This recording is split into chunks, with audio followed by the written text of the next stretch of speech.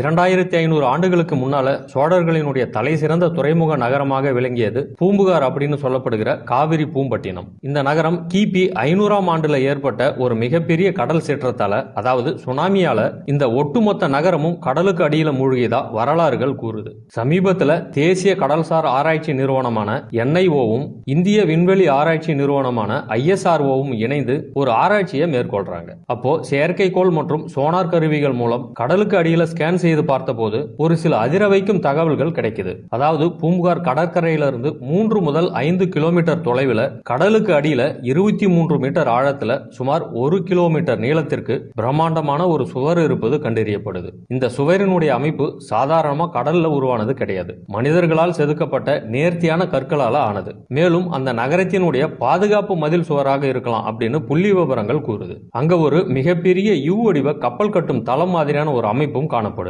ஆய்வு முடிவின்படி இந்த சுவர் கட்டப்பட்ட காலம் ஏறத்தாழ கிமு 3000 கிமு 5000 வரைக்கும் இருக்கலாம் அப்படின்னு ஒரு சில ஆராய்ச்சியாளர்கள் கணிக்கிறாங்க. அதாவது இது சிந்து சமவெளி நாகரிகத்தை விடவும் பழமையான ஒரு நாகரிகம் கடலுக்கு அடியில புதைந்திருக்கு அப்படிங்கறத உறுதிப்படுத்துது. மேலும் ஆச்சரியமான விஷயம் என்னன்னா, அங்க ஒரு மிகப்பெரிய குளம் போன்ற அமைப்பும் சிதிலமடைந்த வீடுகளும் 1 கிலோமீட்டர் சுற்றளவுக்கு பரவி கிடக்குது. இது கற்பனை அல்ல, நவீன அறிவியலால் நிரூபிக்கப்பட்ட தமிழர்களினுடைய வெளிவராத வரலாறு.